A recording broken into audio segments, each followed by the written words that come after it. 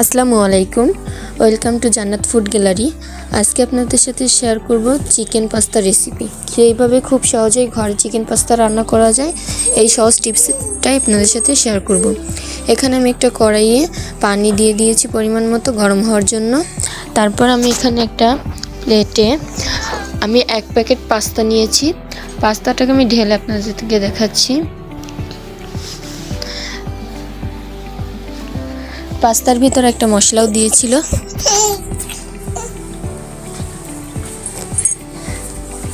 আর এই যে সেই মশলাটা।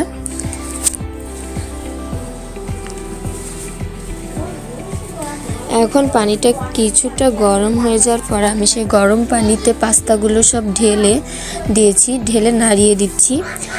এতে করে নিচে না লেগে যাওয়ার জন্য আমি বারবার করে নাড়িয়ে দিয়েছি। এই পর্যায়ে আমার পাস্তাটা সেদ্ধ হয়ে গিয়েছে ভালো মতো।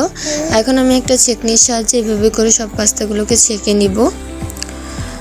এই যে এখন আমি এই পাস্তাগুলোকে ঠান্ডা পানি দিয়ে ধুয়ে নিচ্ছি।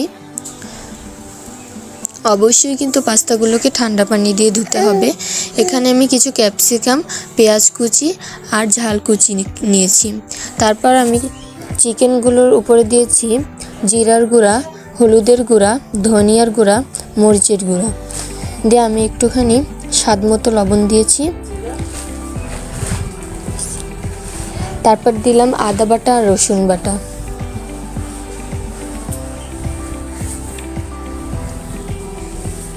আদা বাটা রসুন বাটা দিয়ে আমি মাংসটাকে ভালো করে মাখিয়ে নিচ্ছি।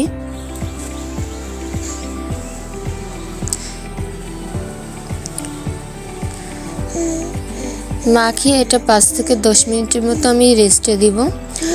এভাবে মাখিয়ে 5 থেকে 10 মিনিট রেখে দিতে হবে। এরপরে ফিরে আসলাম আমি। এখন আমি একটা কড়াইয়ে সামান্য কিছু তেল গরম করে এর ভিতরে সব চিকেনগুলো দিয়ে ভেজে নিচ্ছি ভালো করে। চিকেনগুলো ভালো করে ভাজা ভাজা করে নিতে হবে।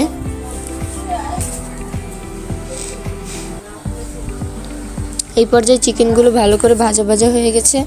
এখন একটা কড়াইয়ে আমি তেল দিয়ে দিয়েছি, রান্নার রেগুলার সয়াবিন তেল দিয়ে আমি সেই কাটা সবজিগুলো মানে ক্যাপসিকাম, পেঁয়াজ আর ঝাল কুচিগুলো আমি ভালো করে ভেজে নিয়ে এখানে আমি একটা ডিমও ভেঙে দিয়েছি। ডিমটাকে আমি এখন সবগুলো সবজির সাথে ভালো করে ভেজে নিচ্ছি।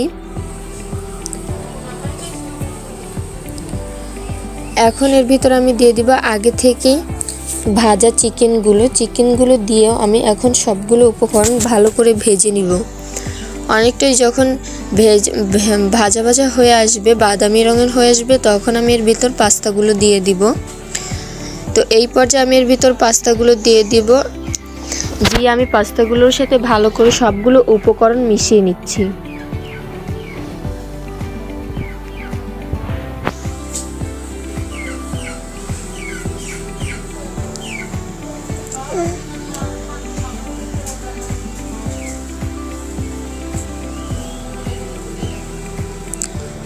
এই তো তৈরি হয়ে গেল। এখন আমি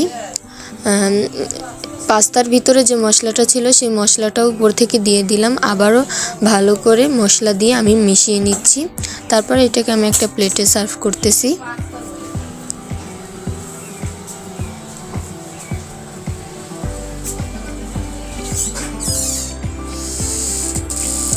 আর এই তো তৈরি হয়ে গেল আমার চিকেন পাস্তা রেসিপি। তো আজকের এই চিকেন পাস্তা কেমন হয়েছে সবাই কিন্তু অবশ্যই কমেন্টে বলে যাবেন।